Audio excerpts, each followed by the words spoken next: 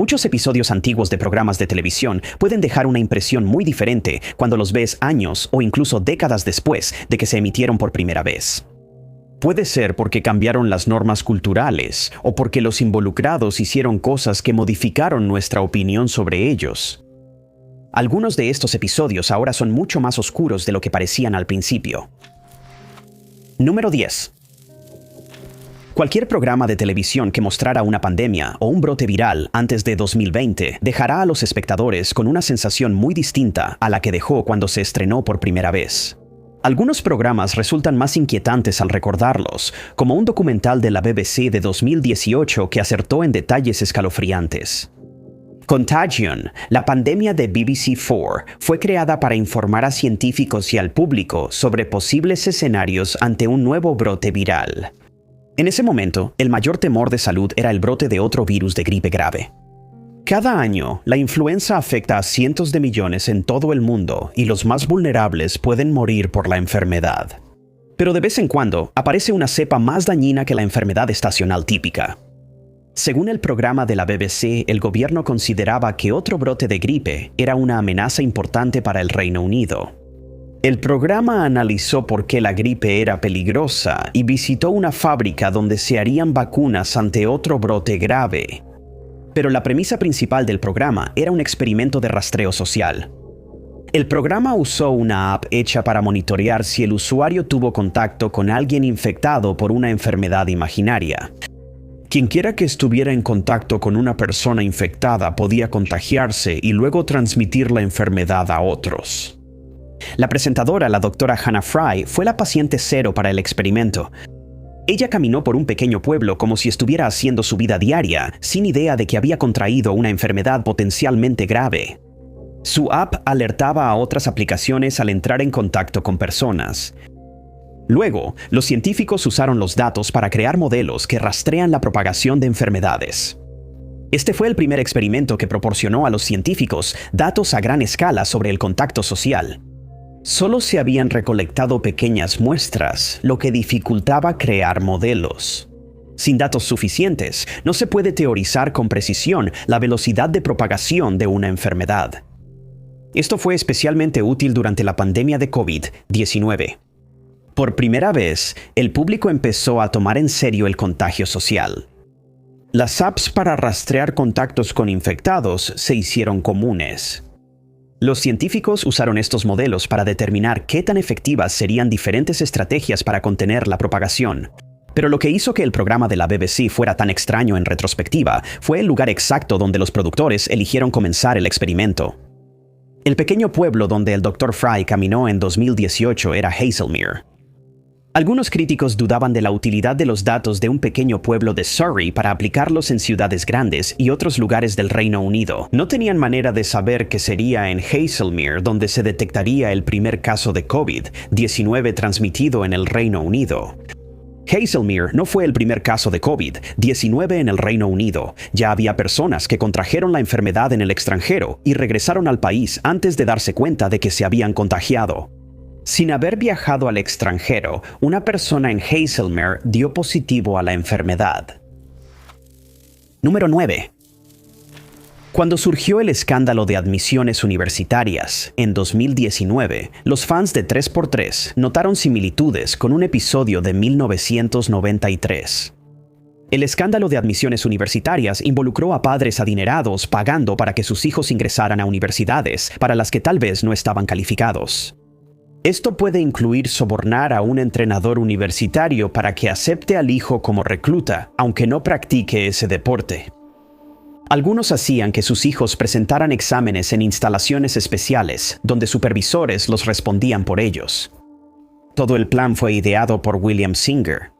Singer dirigía una empresa de preparación universitaria que se suponía debía orientar a los estudiantes sobre cómo aprobar los exámenes y esforzarse al máximo para ser aceptados por medios legítimos. Pero no había duda de que los padres y muchos de los estudiantes estaban al tanto de la actividad ilegal que estaba ocurriendo. Entre los padres acusados de la estafa estaban Lori Loughlin y su esposo Massimo Giannoli. La pareja pagó $500,000 en sobornos para que sus hijas ingresaran a la Universidad del Sur de California. Las chicas fueron presentadas como reclutas para el equipo de remo escolar y posaron para fotos para sus portafolios. Pero ninguna de las chicas había tenido participación en remo hasta ese momento. Laughlin era uno de los nombres más famosos en participar en el esquema, pero también había una ironía en su participación. La actriz ganó fama al interpretar a la tía Becky en 3x3, de la temporada 2 a la 8.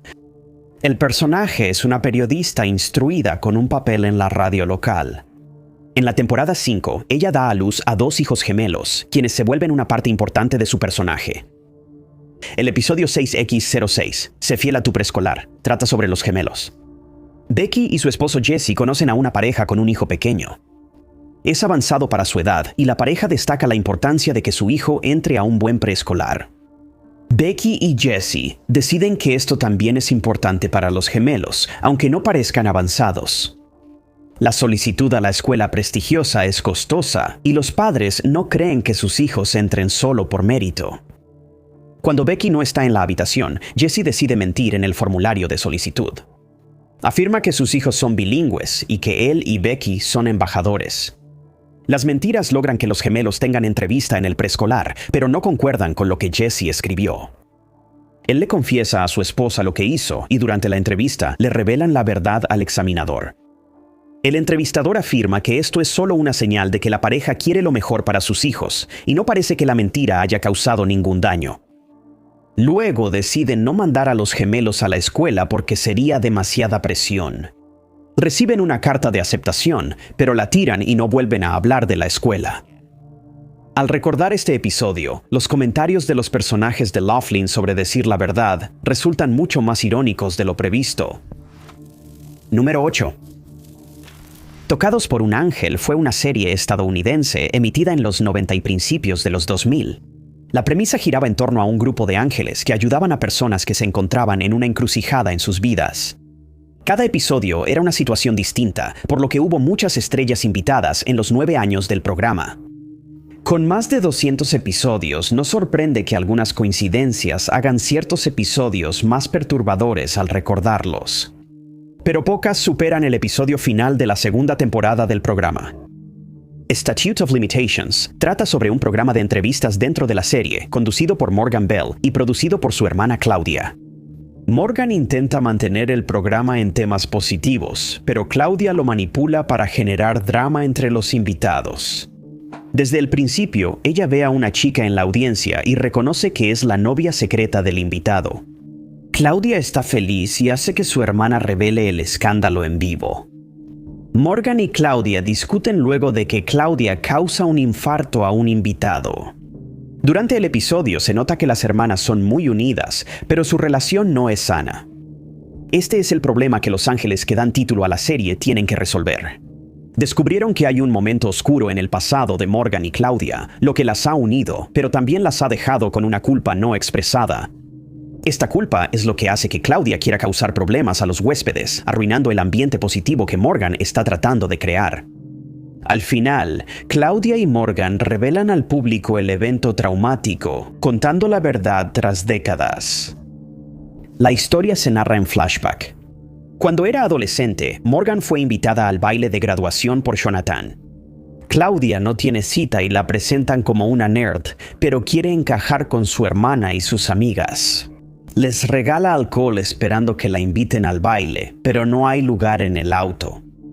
Esa noche, Claudia despierta por un fuerte estruendo cerca de su casa. Morgan chocó el auto tras beber. Claudia logra sacar a su hermana del vehículo y regresa por Jonathan, pero él ya ha perdido la vida. La historia por sí sola es muy fuerte, pero era típica de las tramas más difíciles que se presentaban en Tocado por un ángel durante su emisión. Lo que hizo esto particularmente escalofriante fue el hecho de que Jonathan fue interpretado por un joven Paul Walker.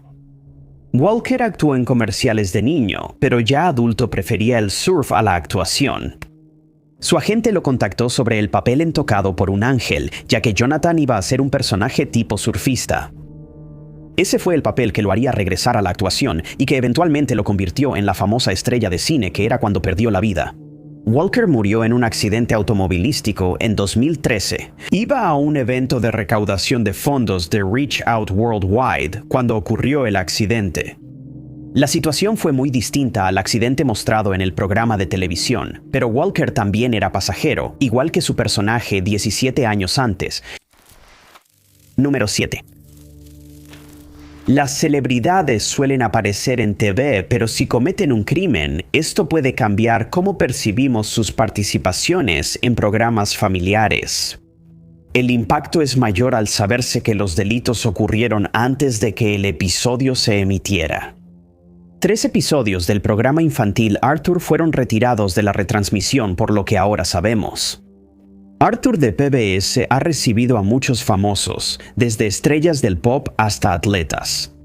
Asociar un nombre famoso a un mensaje positivo le da legitimidad y ayuda a que la audiencia joven lo recuerde. En 2008, un episodio de la temporada 12 trató sobre el ciclismo y la participación cívica. El personaje regular Binky tiene un accidente mientras anda en su bicicleta después de chocar con un bache. Se habla de los carriles para bicicletas y Binky descubre que solo se pueden obtener mediante una próxima elección. Binky y sus amigos intentan hacer campaña a favor de los carriles para bicicletas, pero pronto se dan cuenta de que no es un tema que le interese a la mayoría de la gente. Algunos se oponen totalmente y otros no tienen interés. El tema era difícil de hacer interesante para los niños, pero transmitía un mensaje importante sobre los beneficios de andar en bicicleta y luchar por causas importantes. Por eso PBS invitó a la famosa estrella Lance Armstrong. Armstrong era un ciclista famoso, ganador de 7 Tours de Francia y una medalla olímpica de bronce. Parecía ideal para compartir el mensaje sobre la importancia de andar en bicicleta. Dentro de la historia, Armstrong no ayuda a Binky con su campaña de carriles para bicicletas, pero le da algo de ánimo. Ambos terminan andando en bicicleta juntos. La campaña por los carriles para bicicletas funcionó y los niños triunfaron al final. 2 años tras el primer episodio, un compañero de Lance Armstrong admitió usar sustancias para mejorar el rendimiento. Durante años hubo rumores de que Lance Armstrong usaba sustancias prohibidas en el Tour de Francia, pero no fue hasta 2010 que cobraron credibilidad. Durante 2 años, Lance Armstrong negó usar sustancias, incluso cuando la Agencia Antidopaje de Estados Unidos lo acusó formalmente. En 2013, Lance Armstrong confesó la verdad en una entrevista con Oprah. La revelación llevó a que el episodio del carril para bicicletas de Arthur fuera retirado de la sindicación, pero no fue el único. Lance Armstrong apareció en otro episodio de Arthur la siguiente temporada. Este abordó un tema aún más serio cuando la señora de la cafetería es diagnosticada con cáncer. A lo largo de su carrera, Lance Armstrong había sido un defensor de las organizaciones benéficas de apoyo al cáncer. Él mismo había sufrido la enfermedad y luchó para recuperarse. Tras el tratamiento contra el cáncer, consiguió sus victorias en el Tour de Francia. En el episodio El Gran McGrady se hace referencia a esta recuperación y Lance Armstrong vuelve al programa para ayudar a los niños a afrontar la noticia y demostrar que un diagnóstico de cáncer no es el final. El escándalo influyó más en el mensaje de este episodio que el dedicado al ciclismo. Que Lance Armstrong se recuperara de la enfermedad y rompiera récords en ciclismo de ruta se consideraba inspirador. Que se revele que esos récords se lograron con sustancias ilegales podría hacer que los niños crean que recuperarse tras el cáncer no era posible. Número 6. La banda de pop rock Los Monkees comenzó como una banda creada para un programa de televisión de comedia. La banda pronto superó el programa original, pero este fue tan popular que se lanzó en VHS, DVD y Blu-ray décadas después. El programa de Los Monkees se transmitió de 1966 a 1968 y seguía siendo popular cuando fue cancelado después de 2 temporadas. No continuó porque los productores del programa en la cadena no pudieron ponerse de acuerdo sobre el formato de la serie en el futuro. El programa seguía las aventuras de 4 jóvenes músicos que vivían y trabajaban juntos. Solían involucrarse en situaciones absurdas y cerrar con un video musical. A veces rompía la cuarta pared, y hay muy poco en la televisión que se le parezca. La serie lanzó a la banda al estrellato. Aunque hubo controversia sobre cuánta de la música del programa realmente crearon, esto impulsó sus carreras musicales. Décadas después, el programa de televisión sigue siendo entretenido, pero hay algunos chistes y episodios que resultan más oscuros en retrospectiva. Uno fue el episodio Monsters Monkey Mash de la segunda temporada. Estrenado en enero, el episodio parodió el terror con villanos como Drácula, el hombre lobo y el monstruo de Frankenstein. El episodio comienza con Davy Jones, quien interpretaba al galán juvenil del grupo, siendo atraído de regreso a una mansión en un pantano por una mujer llamada Lorelei. Se descubre que Lorelei es vampira y planean hacer de Davy un nuevo Drácula. La banda llega a la mansión y empieza a buscar a Davy. Lorelei y su cómplice vampiro se los llevan uno por uno. Peter Tork fue el siguiente, elegido para ser el cerebro del monstruo de Frankenstein, seguido por Mike Nesmith, quien desapareció por una puerta secreta. Durante el episodio, la banda se muestra exageradamente aterrorizada por la situación. Al inicio, Mickey Dolenz propuso que los Monkees siguieran como trío sin Davy. Pronto notan que Peter también falta, y Mickey dice que él y Mike pueden ser un dúo. Mike lo ignora, pero luego Mickey comenta: "Si tú te pierdes, seré solista", y empieza a cantar una versión en solitario del tema del programa. El chiste fue gracioso, sobre todo porque Mike desaparece después. Décadas después, las coincidencias la vuelven una predicción más oscura. La predicción comenzó a cumplirse en 2012, cuando Davy Jones fue el primer miembro de la banda en morir. Tras la muerte de Davy, la banda hizo una gira de reunión como trío. Peter se retiró como integrante de los Monkees tras la gira, dejando a Mickey y Mike de gira como dúo. Después, fue el siguiente en fallecer en 2019. Mike, el tercer mono en desaparecer, también fue el tercero en morir en 2021. Mickey Dolenz se convirtió en el último mono sobreviviente y ha continuado de gira y presentándose como artista solista. Este año, el músico realiza la gira en solitario 60 años de The Monkees, celebrando el aniversario del programa que originó la banda. Número 5. John Dalton, mejor conocido como Johnny Fairplay, se hizo famoso cuando participó en la 7ª temporada del reality show Survivor. Según Fairplay, les dijo a los productores que quería ser el primer villano de los realities y lo consiguió durante el programa. Su peor villanía fue una mentira, que ahora luce distinta tras 20 años. Survivor es un juego donde concursantes deben sobrevivir en una isla durante el programa. En cada episodio, uno de los concursantes es eliminado por votación de sus compañeros de juego. Es un programa donde las alianzas y el engaño son clave. Algunos concursantes se quejaron antes por la edición del programa. Ellos pensaban que eso los hacía ver más villanos de lo que realmente eran. Pero en el caso de Fairplay, él entró al programa con la intención de ser el villano, inspirado por los antagonistas de la lucha libre. Para el episodio 11, Fairplay ya era polémico, pero las cosas escalarían en un nuevo reto de recompensa. Cada concursante recibió la visita de un familiar o amigo. El reencuentro sería breve para la mayoría. Después de una competencia, solo uno de los seres queridos podría quedarse a pasar la noche, mientras que los demás tendrían que regresar a casa. El amigo de Fairplay, Dan, llegó a la playa. Al principio, todo parecía estar bien, pero luego contó que la abuela de Fairplay había fallecido. Durante el juego, Fairplay decía que quería saber más sobre la muerte de su abuela si ganaba el reto.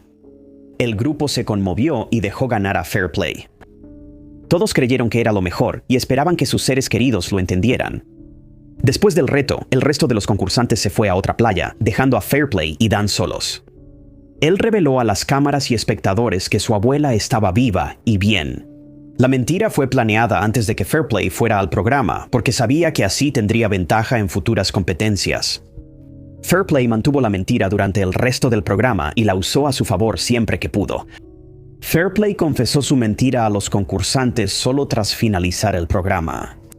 La mentira de la abuela convirtió a Fairplay en uno de los concursantes más famosos en la historia del juego, y desde entonces tanto él como su abuela han seguido en el ojo público. Tenía una placa personalizada que inmortalizó su fama. 2 décadas después, la mentira ya no es graciosa. En 2025, Fairplay anunció la verdadera muerte de su abuela.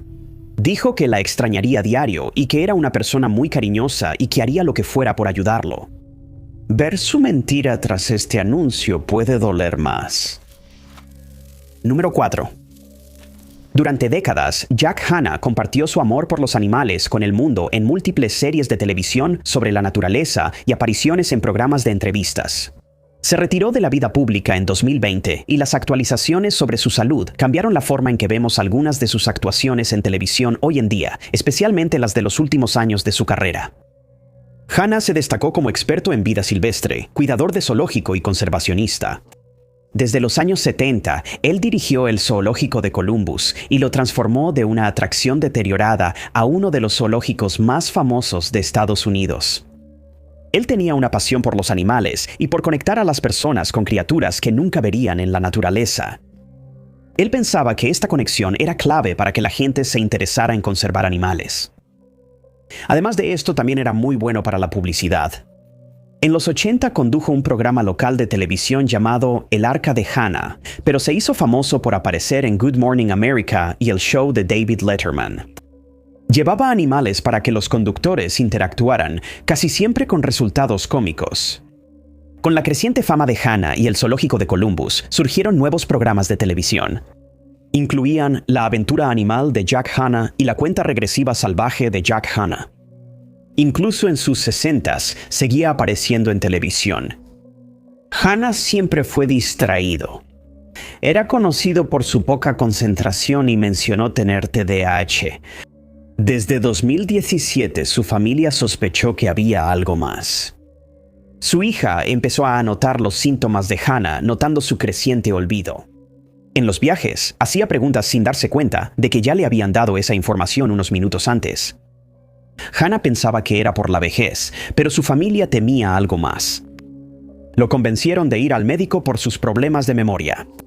Después de varias pruebas, los médicos confirmaron en 2019 que padecía demencia, específicamente la enfermedad de Alzheimer. Hanna intentó argumentar que debía haber un error en la prueba, pero llegaron a la conclusión de que el diagnóstico era correcto. Hanna no quería que el público supiera sobre su condición y hizo que la familia jurara guardar el secreto. Vivió con normalidad hasta 2020, cuando el cierre global detuvo sus presentaciones presenciales. Después de esto, su condición empeoró drásticamente. Tras el escándalo en el Zoológico de Columbus, la familia reveló la verdad sobre la condición de Hanna, ya que era la única razón por la que él no comentaba al respecto. La familia de Hanna dice que ella aún no sabe que su diagnóstico es público. Hoy ya no recuerda a sus dos hijas menores, ni haber vivido en Columbus. El diagnóstico da un tono triste a todos los programas que Hanna condujo. Sin embargo, ahora hay momentos aún más escalofriantes. Secretos del Zoológico es una serie documental sobre el Zoológico de Columbus que inició en 2018. En ese tiempo, Hanna ya no participaba mucho en el zoológico, pero seguía saliendo en los primeros episodios del programa. Un video de 2017 o 2018 mostró a Hanna preparándose para una aparición en un programa de entrevistas nocturno. Parecía más olvidadizo de lo que era habitual en su imagen pública. El personal dijo que a veces necesitaba ayuda con los detalles finales. El episodio se grabó y transmitió antes del diagnóstico de Hanna, pero después de que su familia empezó a registrar síntomas. Y ahora sabemos por qué necesitaba esa ayuda extra. Número 3. Black Mirror es una serie de televisión que se especializa en resaltar los peligros de la tecnología que parecen estar a punto de convertirse en realidad. La mayoría de las veces, la tecnología en realidad aún no existe, pero normalmente son inventos en los que la gente está trabajando actualmente. Las desventajas pueden estar exageradas, pero transmiten bien el mensaje en estas fábulas futuristas. Varios de estos episodios tienen similitudes inquietantes con tecnologías que luego se hicieron realidad después del estreno de la serie. Pero pocos son tan similares o comunes como el primer episodio de la segunda temporada, Be Right Back. Be Right Back narra el duelo de Martha. Al inicio del episodio, Ash, el novio de Martha, muere en un accidente. En el funeral, una amiga le propone usar una IA para recrear los mensajes de texto de su ser querido fallecido. Martha inicialmente descarta la idea. Hablaría con un bot, no con Ash. Al descubrir su embarazo, recurre al bot esperando ayuda con el duelo. Con el tiempo, Martha se vuelve cada vez más apegada al bot. Al inicio solo recibe mensajes y correos del Ash falso, pero tras una actualización, el bot imita su voz. Pasa todo su tiempo en llamadas con el bot, ignorando sus relaciones en la vida real. Martha casi entra en crisis tras romper su teléfono y perder a Ash. Al obtener un nuevo teléfono y recuperar el chatbot, descubre una tecnología para poner la personalidad de Ash en un robot físico. En la parte final del episodio, vemos a Marta interactuando con este Ash falso. Se ve casi exactamente como su ser querido fallecido, pero su personalidad no es la misma. No es su novio y siempre obedece sin discutir. Marta trata de destruir al bot, pero no puede porque se parece mucho a Ash, así que lo encierra en el ático. El episodio se estrenó en 2013, más de 10 años después. Ya existen tecnologías que hacen lo mismo que el bot de Black Mirror. Empresas de tecnología del duelo pueden recrear la voz y forma de hablar de seres queridos fallecidos. Se promociona como una forma de ayudar en el proceso de duelo, pero expertos advierten sobre sus riesgos.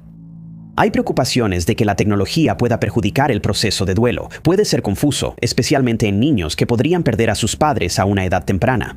Si el bot se refiere a sí mismo en presente y menciona una próxima reunión, podría causar más angustia. Preocupa que esta tecnología se use para publicidad dirigida. Como en Black Mirror, preocupa que las personas se apeguen mucho con estas creaciones de IA. No solo se ha recreado así a seres queridos fallecidos. Algunas personas han desarrollado lo que consideran amistades o incluso relaciones románticas con otros chatbots de IA. Si los bots se desconectan o se cambia el algoritmo para modificar su personalidad, quienes dependen de ellos pueden sufrir gran angustia.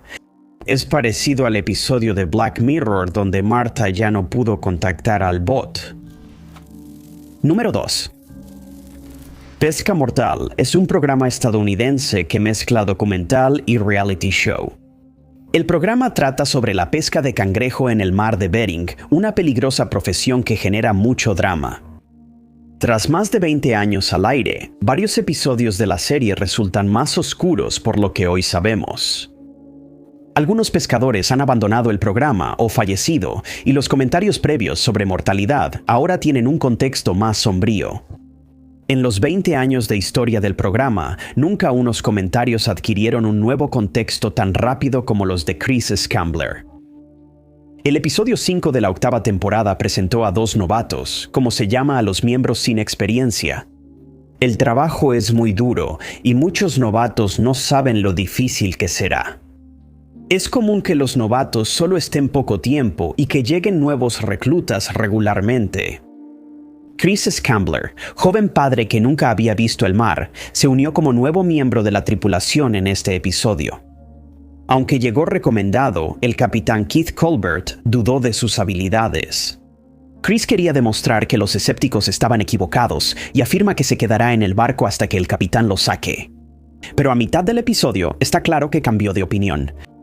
Va con el capitán, admite su miedo y que no puede superar el bloqueo. Quiere renunciar, pero el capitán no lo permite. Están en alta mar y no pueden simplemente volver a la costa para que el novato se vaya, a menos que haya una emergencia. Chris sigue su turno a regañadientes. Tras la partida del novato, el capitán Keith dice que Chris pediría evaluación médica por un moretón. Este comentario tomaría un sentido más oscuro un episodio después.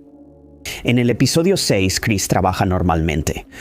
Uno de los otros miembros de la tripulación incluso comenta que ha mejorado atando nudos, pero de repente Chris empieza a sentir entumecimiento en sus extremidades. La salud de Chris empeora rápidamente. En minutos, Chris cae al suelo sin poder controlar su cuerpo tras el entumecimiento. Al preguntarle al capitán Keith cuántos dedos levanta, Chris dice 4 en lugar de 2. Aquí la tripulación se da cuenta de que la situación es grave. Nunca han visto algo así antes.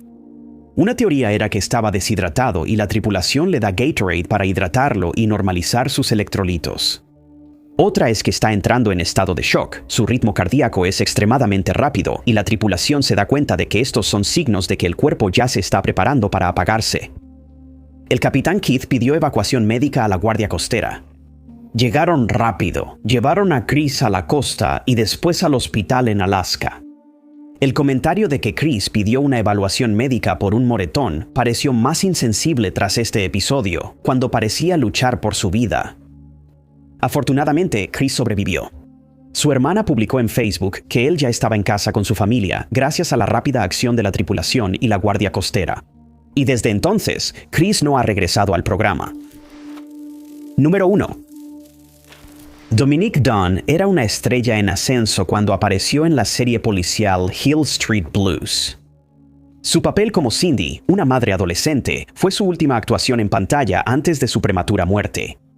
Este episodio es perturbador no solo por ser su último papel, sino porque en pantalla se notan señales de lo que pasaba detrás de cámaras.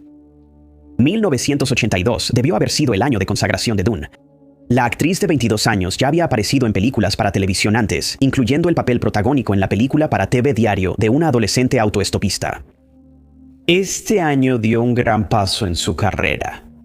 Dunne debutó en una película taquillera que la hizo reconocida entre espectadores de todo el mundo. Dunne interpretó a Dana, la hermana mayor de 16 años de Carol Ann, la protagonista en la película de terror de Steven Spielberg, Poltergeist. No fue protagónico, pero fue su primer papel importante en cine. La película fue un éxito comercial y de crítica, y cuando se planeó una segunda película, estaba previsto que Dunne formara parte de ella. Dunne siguió trabajando en programas de televisión. Participó en Fama, Corazón a Corazón, Chips y la película Jinetes de la Sombra. Participó en un episodio de Hill Street Blues. Hill Street Blues era una típica serie policíaca. Algunas tramas se desarrollan durante varios episodios, siguiendo a oficiales de policía en una gran ciudad sin nombre. Cada episodio incluía casos semanales independientes para los oficiales.